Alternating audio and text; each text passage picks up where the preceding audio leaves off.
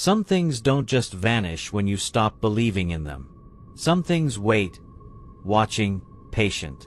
The people in my town used to whisper about the tall man, how he appeared when you were alone, how he smiled like he already knew your fate. I thought it was just a story, but I was wrong. Because once you see him, he never really leaves you. I grew up in Briarbell, Missouri. It was one of those towns where everybody knew each other, where the biggest excitement was the annual county fair, and where doors were still left unlocked at night. A quiet place. A safe place. At least, that's what we like to tell ourselves. The truth is, Briarbell had its secrets. Every town does. Ours was whispered about in hushed voices, passed down from older kids to younger ones like some kind of warning wrapped up in a ghost story. They called him the Tall Man. Now, every town has its fair share of spooky tales. Monsters in the woods, spirits haunting old houses, but the Tall Man wasn't like that. He wasn't a shadow lurking in the trees or a figure seen out of the corner of your eye. No, he was something else.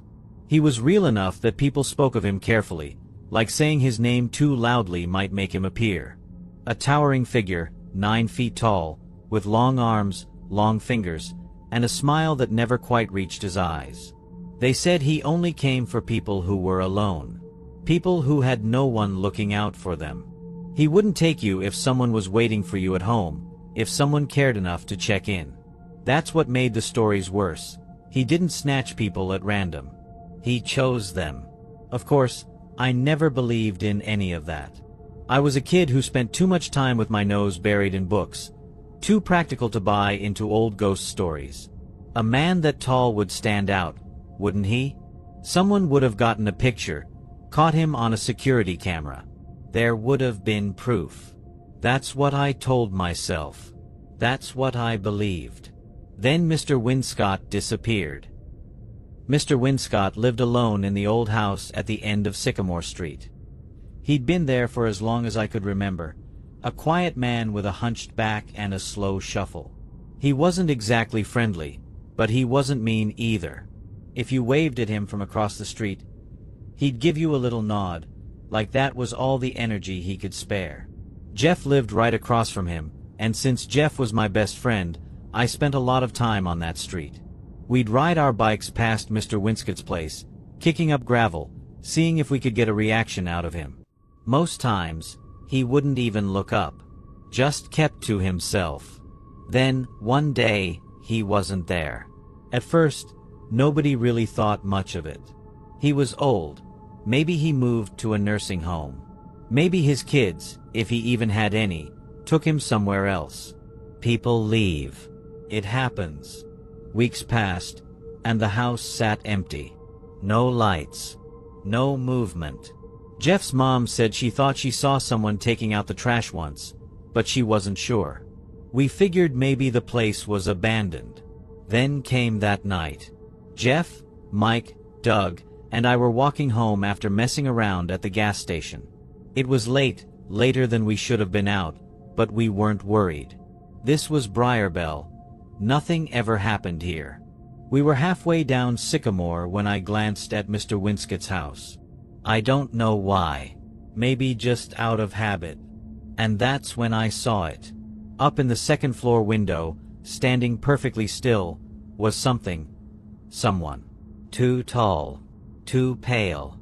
I stopped walking so fast it took the others a few steps to notice I wasn't beside them anymore. "What's up?" Jeff asked. I didn't answer right away. My mouth had gone dry. The thing in the window, it wasn't moving. It wasn't even blinking. Just standing there, looking down at us. "I think someone's in there," I muttered. Mike frowned. "No way, that place is empty."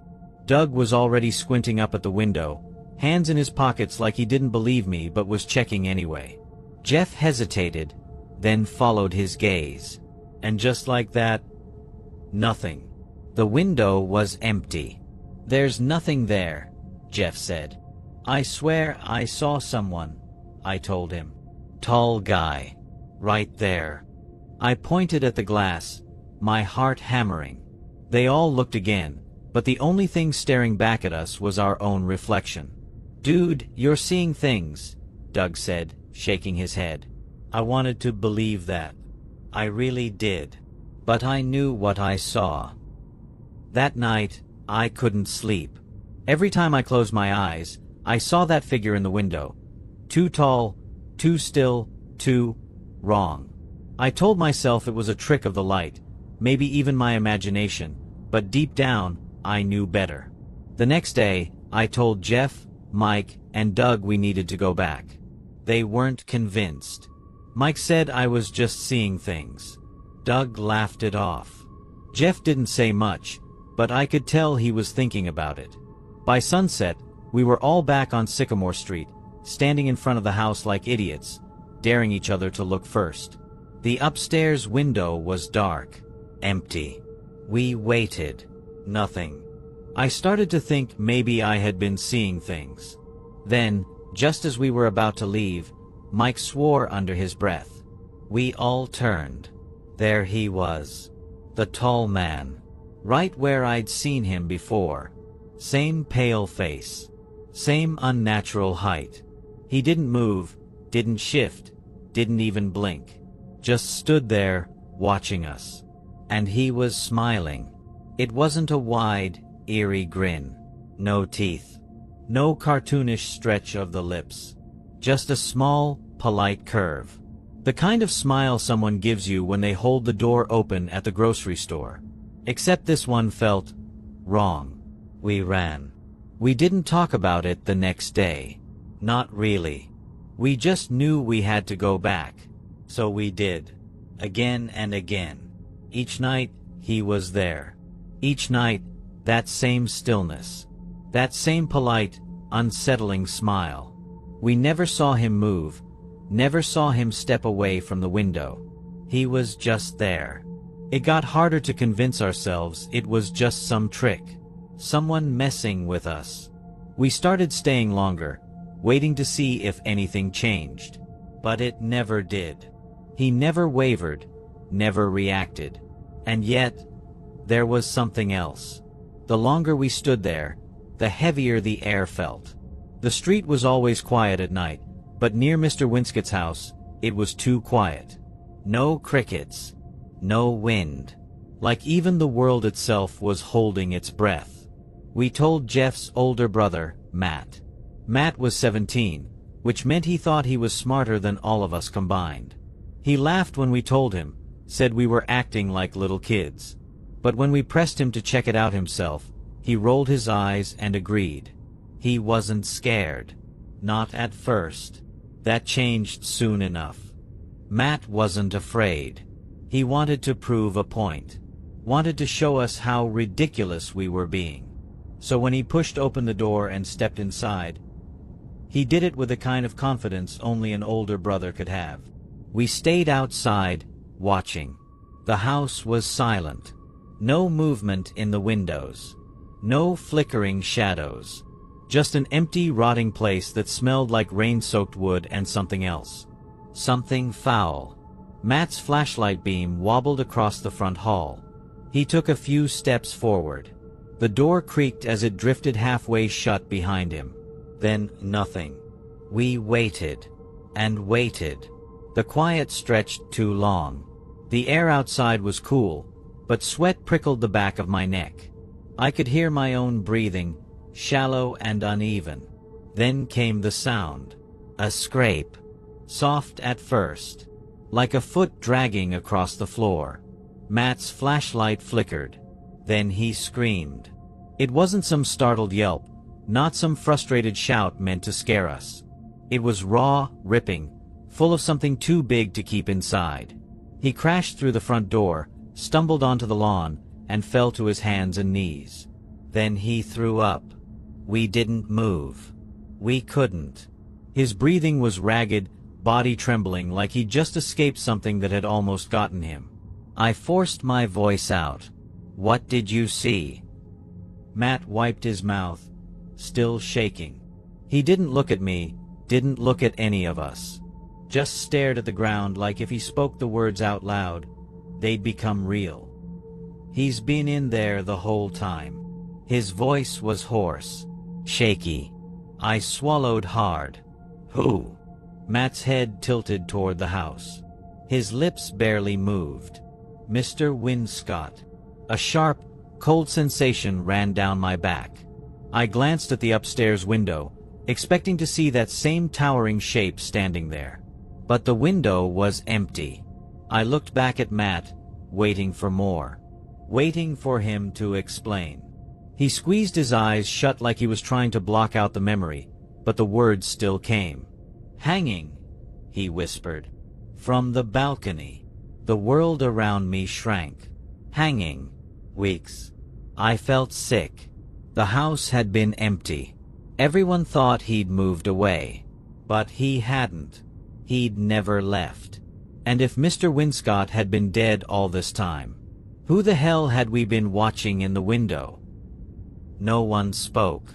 The house loomed behind us, dark and silent, its windows hollow and empty.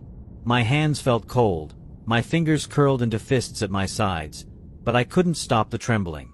My mind kept circling around Matt's words, refusing to let them settle. Hanging. Weeks. The truth pressed down on me, heavy and suffocating. We had been watching that window night after night, daring each other to look, whispering about the tall man laughing when nothing happened, holding our breath when we swore we saw him standing there, too tall, too still, smiling. But if Mr. Winscot had been dead all this time? I turned to Jeff. His face was pale, eyes locked on his brother. His mouth opened like he wanted to say something, but no words came. Mike and Doug stood stiffly beside him, their expressions frozen somewhere between confusion and horror. I swallowed against the dryness in my throat. We saw him, I managed to say. My voice didn't sound like my own. He was right there. No one argued. Because we had seen him. All of us. Jeff let out a shaky breath. It had to be. He stopped himself. Maybe. He stopped again. There was no maybe. I could feel my own heartbeat hammering in my chest as a thought clawed its way up from the back of my mind. Something I had ignored at the time. Something I hadn't wanted to question. The first night. I hadn't just seen someone in the upstairs window. I had seen movement downstairs. A shape shifting behind the curtains, walking through the dim glow of the front room. I had told myself it was Mr. Winscot. That made sense, didn't it? He was old, but he still moved around. He still left his house sometimes. Sure, he hadn't been outside as much lately, but maybe he just hadn't felt like it. I had wanted to believe that. But I didn't believe it now. I could still picture that silhouette. The way it moved, the slow, deliberate steps. I had assumed it was just the way an old man walked, stiff and careful. But now, thinking back, it hadn't looked careful at all. It had looked wrong. Like it wasn't used to walking the way people should. Like it was adjusting. Testing. I felt something in my stomach twist. If Mr. Winscot had already been dead, if his body had been in that house for weeks, then what had I seen moving around downstairs? My breath hitched. I could barely force the words out, barely hear my own voice over the rushing in my ears. If that wasn't his body the first night, then what the hell was it? No one talked about it. Not really. Oh, sure, there were whispers. Muttered condolences when Mrs. Winscot's niece came to clean out the house. A brief mention in the local paper, something small, tucked away between the weather report and an ad for half-price oil changes. Elderly man found deceased in home. That was it. No details. No mention of the way his body had been hanging there for weeks, unseen. No mention of the thing we had all seen in the window. The official cause of death was suicide. The police gave the usual statements. Tragic. Unfortunate. If anyone needs help, there are resources available. But they never explained the sightings. Never questioned what we saw. Never asked why people kept seeing something in that window after the house was empty. Because they did. It started just a few days after they took the body away. A neighbor swore she saw someone standing upstairs.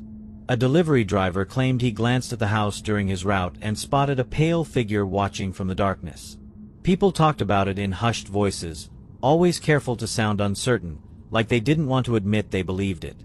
Like they didn't want to be the next one to see it. The house stayed empty. No one wanted to buy it. No one even wanted to go near it. For a while, it just sat there, peeling and rotting like an open wound on the neighborhood. The windows always looked too dark, like the house had deeper shadows than it should. And sometimes, when you walked by at night, you could swear you saw something. I never went back. None of us did. We stopped talking about it, just like everyone else. We acted like it never happened. Like it was just one of those weird things you grow up remembering wrong, something our minds had twisted over time. Some nights, I almost believed that. I almost convinced myself that we had just imagined it, that it was just a game that got out of hand. But then, I started seeing him. Not in the Winscot house.